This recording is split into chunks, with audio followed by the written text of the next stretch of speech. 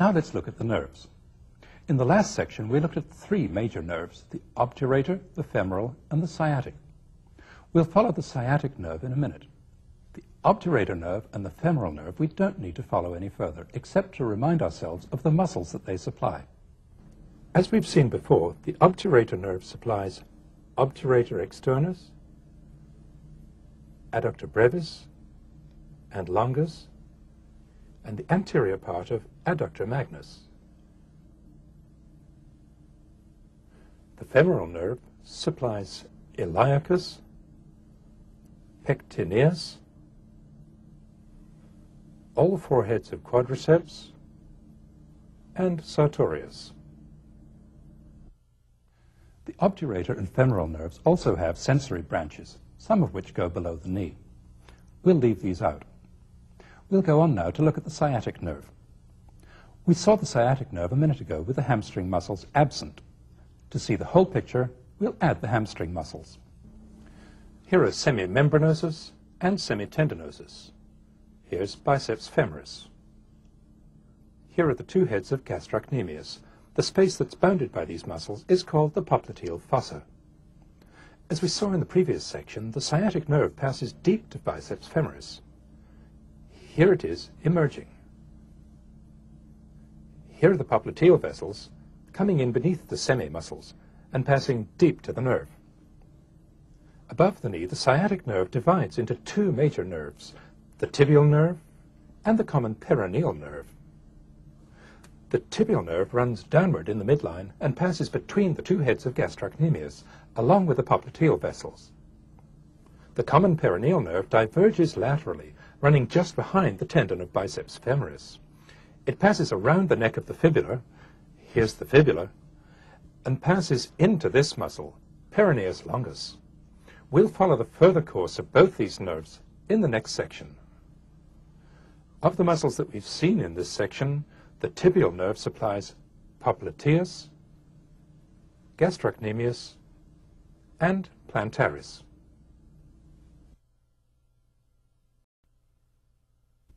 We'll conclude this section by briefly reviewing what we've seen of the vessels and nerves of this region.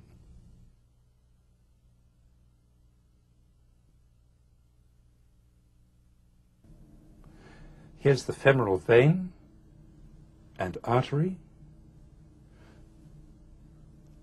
the superior genicular arteries, lateral and medial, and the inferior genicular arteries, medial and lateral.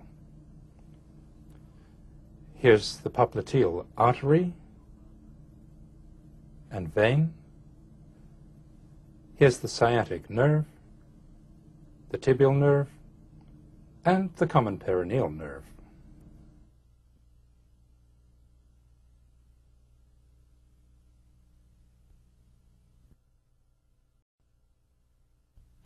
Now we'll move on to look at the principal veins, arteries, and nerves in the region of the knee. We'll begin where we saw them last, just below the hip. We'll follow them to just below the knee. With the main artery and vein, there's a change of name that we need to understand. In the upper and middle thigh, they're known as the femoral vessels, but below the adductor hiatus, they're called the popliteal vessels. The same vessels, just a different name. Here's the thigh with the skin removed and a strip of subcutaneous fat taken out so that we can see the long saphenous vein. Here it's in the middle of its course from the ankle to the top of the thigh. To see the femoral vessels, we'll remove the superficial fat and deep fascia. Here are the femoral artery and vein at the point where we saw them last, disappearing beneath the sartorius muscle. To follow their course, we'll remove sartorius and also gracilis. Here's vastus medialis. Here's adductor longus, with adductor magnus behind it. The femoral vessels pass beneath the roof of the adductor canal and through the adductor hiatus.